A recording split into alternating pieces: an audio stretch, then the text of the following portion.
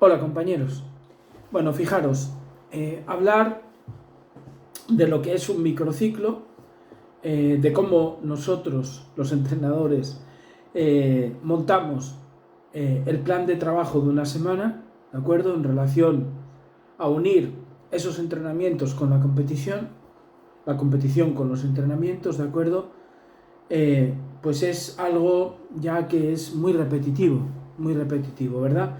Entonces, en vez de hablar de lo que perseguimos a través de ese microciclo, un microciclo que luego, pues bueno, se subdivide, ¿no? En cada entrenamiento, y cada entrenamiento se subdivide en los bloques de trabajo que tenemos dentro del entrenamiento en relación a los objetivos que perseguimos, y para conseguir esos objetivos dentro de cada bloque, pues las tareas que realizamos, ¿verdad? Bueno, en vez de hablar de todo lo que incrustamos a nivel técnico, a nivel táctico, a nivel físico, dentro de esos entrenamientos, dentro de las tareas, dentro del propio microciclo, quiero hablaros de cosas que busquemos lo que busquemos a nivel táctico, técnico o físico, ¿de acuerdo? Siempre vamos a dejar algo muy bueno para nuestros jugadores, que es no solamente el cómo entender el juego, sino el generar dentro de nuestros jugadores un carácter, ¿verdad?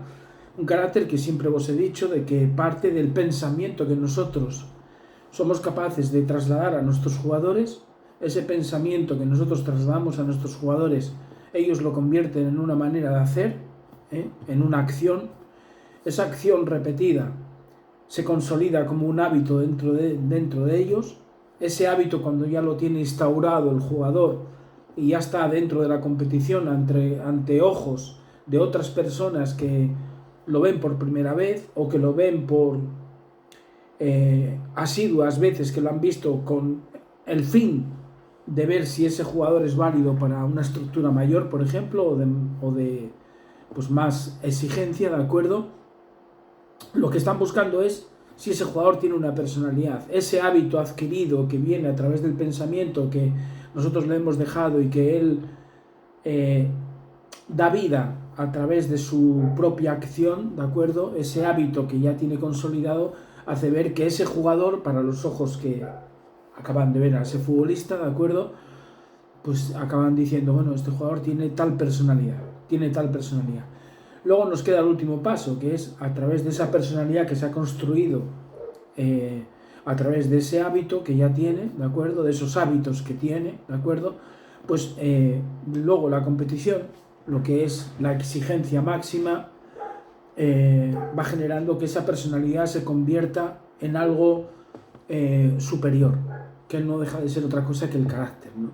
Y el carácter es no solamente tener personalidad, sino el carácter lo que te hace, entre otras cosas, es que esa personalidad que tiene el jugador cuando está en plena competición y por lo que se vea se cae al suelo, cuando digo se cae al suelo no es en el aspecto físico, sino que tiene un problema, que las cosas no le están yendo bien o lo que sea, pues el que tiene carácter es capaz de tener a su vez la resiliencia que le permite pues salir de esa situación y volver otra vez a aflorar en su mejor versión, ¿verdad? Bueno, pues fijaros, no voy a hablaros de nada táctico, sino de todo lo que cuando trabajamos cualquier aspecto futbolístico del jugador, estamos trabajando otra serie de cosas que en este juego del fútbol son vitales. Por eso siempre hablo de que nuestros entrenamientos tienen que estar enfocados no solamente para lo que la competición va a exigirle al equipo, no solamente para aquellas capacidades que nosotros entendemos que el jugador va a necesitar para desenvolverse dentro del juego del fútbol, a nivel, como decía antes, de todas estas variables que todos metemos dentro de los entrenamientos y dentro de los microciclos, ¿de acuerdo? Sino ir más allá, ir a lo que el jugador tiene que percibir en esas tres dimensiones, y para percibirlo tiene que evidentemente experimentarlas de manera continua, esas tres dimensiones que yo os hablo, en las que se ve el jugador metido, ¿no? Lo que es cuando el jugador está con la pelota, que todos sabemos de que el jugador, por mucho que quiera estar con el balón, al final de esos 90 y pico minutos pues es muy poco el tiempo que realmente pasa en contacto directo con la pelota, ¿de acuerdo? Muy poco, podemos hablar de 1 minuto y medio en la suma de esos contactos, 1 minuto y medio, por ahí anda más o menos, ¿de acuerdo? Fijaros el porcentaje tan mínimo que hay.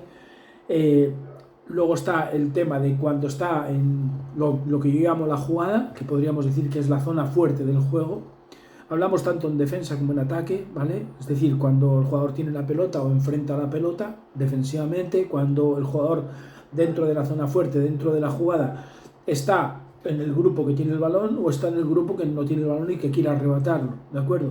Y luego está esa tercera dimensión, que es cuando el jugador está en zonas lejanas, ¿de acuerdo? Pero que tiene que ser útil. Que tiene que ser útil, lo primero, estando dentro de las posibilidades de juego en cuanto a la norma de la regla de juego, ¿de acuerdo? Teniendo en cuenta el fuera de juego y todo esto. En cuanto a pues ser útil también, teniendo ocupados a los jugadores lejanos, por un lado tenerlos ocupados cuando estamos en ataque, es decir, en vez de estar solamente fijando un rival para que ese rival no bascule hacia adentro, hacia la zona fuerte, por ejemplo, en defensa, ¿de acuerdo? Pues estar entre posición intermedia de dos jugadores, con lo cual puedo tener pues esa situación dividida en dos jugadores, de tal manera que tenga los dos pues pendientes de mí y no pendientes de sus compañeros, de ayudar a sus compañeros en defensa, por ejemplo, ¿verdad?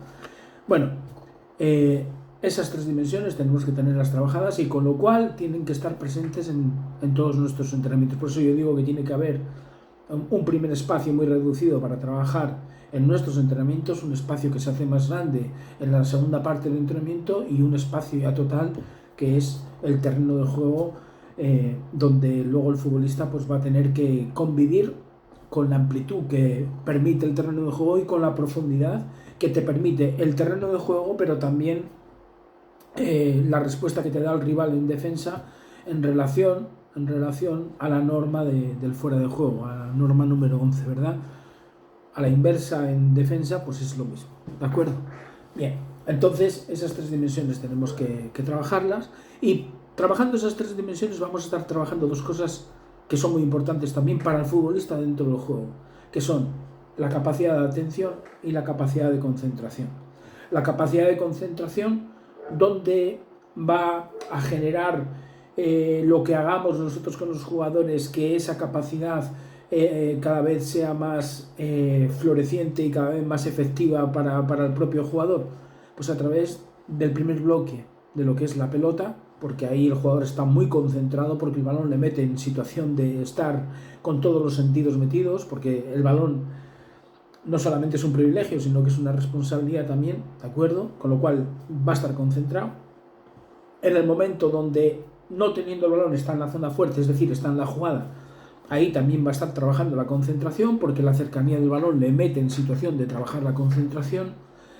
Y luego, por otro lado, cuando está alejado del juego, el jugador, cuando está dentro del juego, pero está en situación alejada, es decir, está en la zona débil del juego, ¿de acuerdo? En ese momento, pues es cuando la atención, pues florece, la atención florece. Es un momento donde el hecho de estar lejos de la pelota no le permite estar parado mentalmente, ¿de acuerdo? Con lo cual no estaría bien ubicado y tiene que estar atento. No tan concentrado como estaría con la pelota o en la cercanía de la pelota, pero en el otro lado tiene que estar atento. Con lo cual ya estamos trabajando estas dos capacidades que el jugador tiene que tener, la capacidad de atención y la de concentración. Bien, luego en nuestras tareas, como van todas crecientes y terminan en el juego del fútbol, pues van a aparecer dos cuestiones que son propias del juego del fútbol. Una es la variabilidad, es decir, que ahora de repente después de estar atacando, pues ahora hemos cometido un error y paso a defender, ¿de acuerdo? Con lo cual va a haber una variabilidad de ataque-defensa con las transiciones, pero va a haber una variabilidad también de lo que está ocurriendo en relación al terreno de juego, a las alturas donde estamos, a la respuesta que está dando el rival, al resultado del marcador. Hay una variabilidad que es intrínseca al juego del fútbol, ¿verdad? Y luego esa variabilidad tiene un condimento también que va pegado a esta variabilidad, que es lo inesperado. Es decir, que todo lo que acontece en la mayoría de los casos de manera inesperada. Y el jugador tiene que estar preparado para la variabilidad del juego, pero también para lo inesperado, ¿eh? Con lo cual esto va de la mano con otros dos aspectos que van trabajándose de esta manera al construir las tareas con este proceso que estoy comentando de las 3 dimensiones, ¿verdad? Y es que va a haber una parte donde vamos a estar trabajando con el jugador, o el jugador va a estar trabajando desde su consciente, ¿de acuerdo? Pero va a haber otra parte donde va a estar trabajando desde el inconsciente. Y el consciente y el inconsciente son dos, diríamos, herramientas de respuesta que tienen las personas para dar, en este caso los futbolistas, para dar dentro del juego. Unas veces respondemos desde el consciente y otras veces desde el inconsciente, ¿de acuerdo? ¿Cuándo respondemos desde el consciente? Bueno, pues sobre todo en situaciones de balón parado o en comienzos de jugada donde, pues bueno, sabemos cómo queremos sacar la pelota, sabemos la estructura que queremos crear, pero a partir de ese primer momento que no sabemos por lo inesperado y lo variable que es el juego, no sabemos hasta cuándo va a durar, pues de repente ya se mete el desarrollo del juego en una vorágine en la cual empieza a aparecer nuestra manera de responder desde el inconsciente. Y ese inconsciente se fue alimentando desde el consciente en los entrenamientos. Por eso los entrenamientos tienen que tener una parte para trabajar desde el consciente, pero siempre tiene que tener una parte para trabajar desde el inconsciente. En nuestros entrenamientos, en esas 3 dimensiones, ¿dónde aparece el consciente y dónde aparece el inconsciente? Bueno, pues el consciente aparece en ese primer bloque de trabajo que tengo dedicado a la pelota, ¿de acuerdo? Que tengo dedicado a la pelota, donde lo que estoy trabajando es la técnica del jugador y fundamentos técnico-tácticos del jugador, ¿de acuerdo? Es decir, es casi todo pulir cada vez más todas esas herramientas, ¿de acuerdo? Para que cada vez el jugador las domine más a la perfección, de manera incluso más rápida, incluso de manera más rápida, ¿de acuerdo? Luego también llega el segundo bloque de la jugada, donde ahí ya se empieza a dividir el consciente en el inconsciente, ¿de acuerdo? Porque como ahí solemos parar de vez en cuando las situaciones de juego que hemos montado a través de las tareas, ¿de acuerdo? Pues hay una parte consciente, pero también hay un alargue de las tareas en el cual aparece el inconsciente. Por eso yo siempre digo de que las tareas no tienen que ser tareas cerradas, es decir, yo puedo meter 2 o 3 objetivos o un objetivo en una tarea, ¿de acuerdo? Que el jugador sepa que estamos buscando esos objetivos para que en momento y forma los pueda meter, pero que también sepa de que el resto de posibilidades que el juego por naturaleza te ofrece para que tú puedas realizar dando buena respuesta, ¿de acuerdo? Que lo hagan. El propio juego les va a ir diciendo. Lo que pasa es que estamos buscando ese día pues que aparezca un condimento determinado, pero no cerramos la puerta al resto de cosas. Por eso, algo que parece que empieza desde el consciente, ¿de acuerdo?, termina mezclándose con el inconsciente dentro de estas tareas. Y luego ya llegamos al último bloque, al bloque del juego, al bloque del fútbol, ¿de acuerdo?, esos últimos 30 minutos, donde ahí ya es el inconsciente. Quitando en esas situaciones de balón parado o de reinicios de juego, ¿de acuerdo?, donde el consciente pues nos hace tener los puntos de partida que tenemos trabajados en un momento determinado. Una cosa es el punto de partida en todo lo que hacemos y luego otra cosa es el desarrollo del juego, donde la variabilidad y lo inesperado pues siguen aflorando, ¿verdad? De todo esto, ¿qué es lo que ocurre? Que además de trabajar lo técnico, lo táctico, lo físico, como todas estas cosas que os estoy diciendo, van apareciendo dentro del juego, que es la realidad del juego para el jugador, ¿de acuerdo? Para el jugador, pues sin darnos cuenta, nosotros no dejamos de dejar pensamientos a nuestros jugadores que se convierten en acciones por parte de ellos, con lo cual ese pensamiento llega a la realidad, pero siempre a través del propio jugador por sus acciones repetidas crean ese hábito muestra una personalidad, ¿de acuerdo?, del propio jugador, y luego a través de la competición, que de hecho nosotros tenemos que intentar que los entrenamientos sean lo más parecido a la competición para que luego la competición sea como si fuera un entrenamiento más, es decir, que no sea una carga de estrés que no puede dominar el jugador. Tenemos que arrimar la competición al entrenamiento y el entrenamiento a la competición. ¿De acuerdo? Bueno, pues ahí nos vamos a dar cuenta de lo que estamos generando, que es un jugador con carácter, ¿vale? Que lo comentaba al principio. Esto lo puedo comentar 25.000 veces porque desde mi punto de vista es vital para el artesano del fútbol, para el realmente que se considera maestro y que es un maestro de la formación con los jugadores, ¿de acuerdo? Bien, a partir de ahí hay otra cosa de la que yo quería haceros un breve comentario, pero que para mí es muy importante. Yo, por ejemplo, dentro de toda esta manera de trabajar, yo a los jugadores mi mensaje intento que no tenga nunca la palabra tú tienes este límite, tú tienes este límite. No me gusta, porque ¿quién soy yo para ver realmente el límite de una persona? Pues es muy complicado. Eso es muy complicado y puede ser hasta muy dañino. Entonces, yo la palabra límite la he cambiado por umbral. Estamos acostumbrados a tener la palabra umbral siempre metida dentro de un marco del trabajo físico. Yo creo que los umbrales de las personas no son solamente en lo físico, sino que son en lo emocional, son en lo técnico, son en lo táctico, son en cualquier cuestión que una persona tiene como capacidad. ¿De acuerdo? Para mí son todo umbrales. Y los umbrales es cuestión simplemente de empujarlos para elevar los umbrales, ¿verdad? Para cada vez ser un poquito más grande. ¿De acuerdo? Con lo cual estamos saliendo de nuestra área de confort. Al final estamos haciéndonos más grandes en todo, ¿no? Entonces, técnicamente hay que empujar los umbrales, tácticamente hay que empujar los umbrales, emocionalmente hay que empujar los umbrales. ¿Cómo notamos esto? Bueno, pues que técnicamente cada vez que estamos con la pelota tendemos a mirar menos la pelota y a mirar más el juego. Ahí estamos viendo que el umbral técnico va siendo superior porque somos más dueños de la pelota. En lo táctico, bueno, porque cada vez somos capaces no solamente de dar buenas respuestas en el entorno más cercano, sino que estamos viendo las posibilidades que el juego nos ofrece en un espacio muy grande, con lo cual, pues bueno, somos capaces de llegar a más sitios con nuestras decisiones a través de las tomas de decisión que implican la labor técnica que evidentemente es necesaria para ejecutar la idea que tenemos, ¿de acuerdo? Bien. Entonces, esto por otro lado quería comentaros, ¿no? Y luego, pues, para terminar, que todo lo que hacemos, todo lo que hace el jugador ha de tener siempre una intención y un mensaje, ¿no?